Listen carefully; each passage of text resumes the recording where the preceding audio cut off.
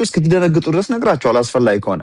ለምሳሌ ልንገራችሁ እንግዲህ የማታኮርፉኝ ከሆነ እግዚአብሔር ሲባል አሁን እኛ በቃ ዩኒቨርሳል የሆነ የፈጣሪ ስም እንደዛ ነው የሚመስለን።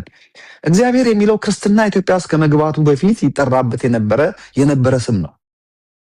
የዛሬ 1700 ዓመት የጀመረ ቋንቋ አይደለም። ክርስትና ኢትዮጵያ ውስጥ መጥቶ የተሰበከው የዛሬ 1700 ዓመት ነው።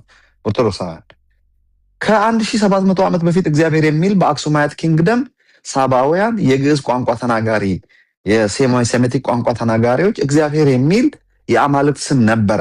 ማን ነበር? እሺ ክርስትናን የተቀበሉት የዛሬ 1700 ዓመት ነው። እግዚአብሔር የሚለው ስም ጥንትም ነበረ። ለማን ነበር የስም? ከጣዖቶቻቸው የአንዱ ስም ነበር። እንግዲህ ንገረን ካላችሁ አደራችሁን ምችምችን ቆርጣችሁ ደግሞ ሌላ አንዳንድ ባለጌዎች አጠፉም። ታዲያ እሺ ከነበሩት አማልክቶቻቸው እነዚህ አክሱማይት ኪንግደም አባቶቻችን አቦይ መቻ አንተም ቴንኪው ከጣዖቶቻቸው ከሚያመልኳቸው አማልክቶች ለአንዱ ሰጥተው የሚጠቀሙበት የነበረ ስም ነው እግዚአብሔር የሚለው እንጂ ለእግዚአብሔር አልነበረም። የክርስቲያን አምላክ ስምም አልነበረም። ክርስትናም አይታወቅም። ክርስትና ለመጀመሪያ ጊዜ የገባው ፍራምንጦስ ተይዞ ቀይ ባህር ላይ ተይዞ መጥቶ ለቤተ መንግስት ባለሟል ሆኖ ሲያገለግል ለንጉሠ ነገስቱ ክርስትናን ሼር እስካደረገበት ጊዜ ድረስ ጣዖት አምላኪዎች ነበሩ። እንደውም የአክሱማይት ኪንግደም ታሪኩ ወደኋላ ስትመለከቱ ያው ተራራው ከፍ ያለ ነገር ዛፍ ምንም ያመልኩ የነበሩ ናቸው። ሂውመን ሳክሪፋይስ አንዳንድ የድንጋይ ጽሁፎች እንደሚያሳዩት የዋሊያ ደም መስዋዕት ያቀርቡ ነበር። ሂውመን ሳክሪፋይስ የሚያደርጉ ነበር ይባላል።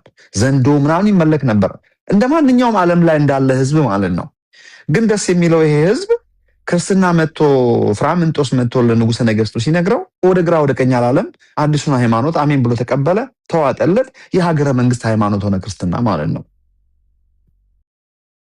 ከዛ በፊት ግን አይሁዳውያን ኢትዮጵያ ውስጥ 700 ወደ ኦልሞስት ወደ 1000 ዓመት ኖረው ነበረ። እንግዲህ መጡ የሚባሉት እነሱ ከክርስቶስ ልደት በፊት 700 ምናምን አካባቢ ላይ ነው የመጡት የሰሜናዊ እስራኤል ብተና ጊዜ።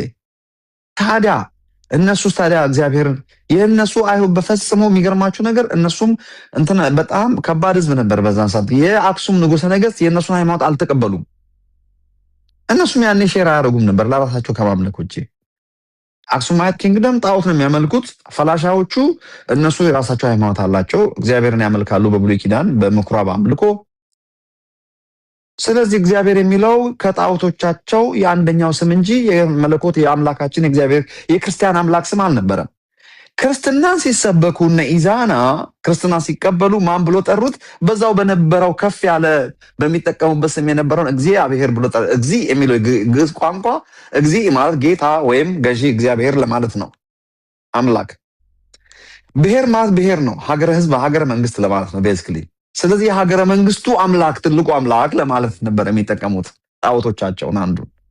አሁን ግን የሀገረ መንግስቱ ትልቁ ማን ሆኖ ተገኘ? ክርስትና መጣና ደመሰሳቸው። ልክ የአሮን የሙሴ በትር የጣዖቶቻቸው